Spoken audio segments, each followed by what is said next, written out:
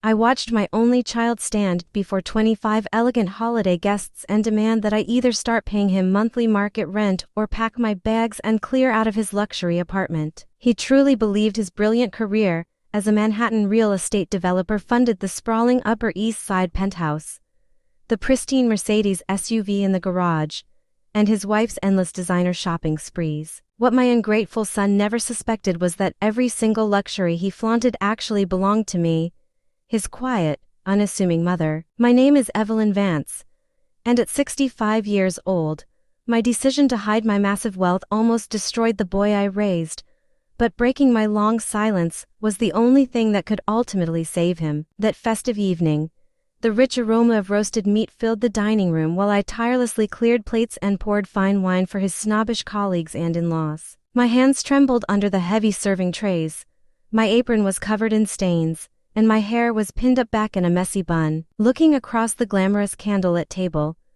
I observed my son Julian adjusting his expensive watch while bragging about his latest skyscraper project to a group of nodding executives. His ambitious wife, Vanessa, sat proudly beside him in a glittering emerald dress that cost more than most people earn in a whole month, loudly complaining about the brutal cost of maintaining their high society lifestyle. The entire room murmured in agreement about impossible city costs, completely ignoring the exhausted older woman who was quietly catering to their every single whim. Then Julian suddenly cleared his throat, looked directly into my eyes, and announced to the entire silent room that it was time for me to start financially contributing if I wanted to keep utilizing a bedroom. Vanessa chimed in immediately, lecturing the guests about personal responsibility and family boundaries, while not a single lifelong relative raised a voice to defend me from such a public humiliation. I carefully set down my serving utensils, folded my soiled apron, and walked away from their comfortable laughter to pack a single suitcase in my quiet room. 30 years ago,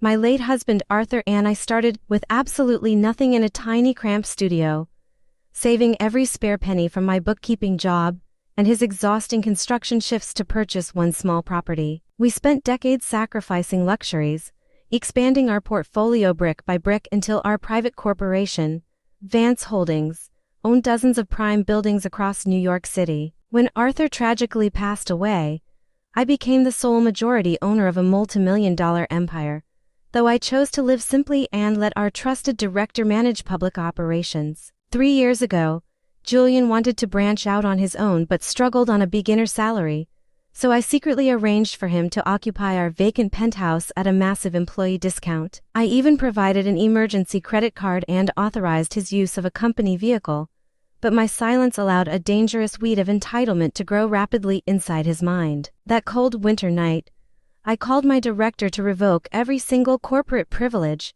realizing that shielding my son from reality was actually a form of deep emotional compliance. The following morning, Julian logged onto his computer to find an official lease termination notice from Vance Holdings giving him exactly 30 days to completely vacate the premises. Panic gripped him as he called the corporate office demanding answers, only to discover that the current market rate for his home was double his actual monthly income. He rushed down to our corporate headquarters to confront management, where he stared in utter disbelief at a historical lobby photograph featuring his own father as the wealthy company founder. Simultaneously, Vanessa experienced her own harsh awakening when her silver credit card was abruptly declined at a high-end boutique, followed by an official banking notification that the account was canceled. The very next morning, corporate asset collectors arrived at the penthouse entrance to seize the keys to the luxury vehicle, leaving the stunned couple stranded on the sidewalk. Julian began furiously researching public corporate registries on his laptop, his hands shaking violently as the hidden digital records finally revealed his quiet mother as the principal shareholder. My broken son eventually sought out his ailing grandmother in the hospital, who tearfully confirmed that his parents had built an immense fortune through decades of grueling manual labor and humble living.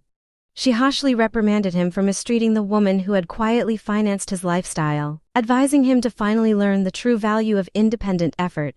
Facing a sudden divorce after Vanessa refused to live in poverty, Julian surrendered the penthouse keys and moved into a depressing, microscopic walk-up apartment located deep within Queens. Over the next 6 months, Julian completely transformed his life by taking a low-paying position with a grassroots firm dedicated to building affordable public housing complexes. He traded his designer suits for rugged construction boots, waking up at dawn to labor on dusty job sites while learning how to manage a strict personal budget. He sent me countless unanswered messages expressing deep remorse, entirely unaware that I was secretly monitoring his incredible progress and feeling a profound sense of maternal pride return. In August, Julian arrived at a major corporate boardroom on Park Avenue to pitch a beautiful, low-cost modular housing project to a mysterious group of private investors. The doors swung open to reveal me sitting calmly at the head of the mahogany table, flanked by my legal team and executive directors. Julian swallowed his pride,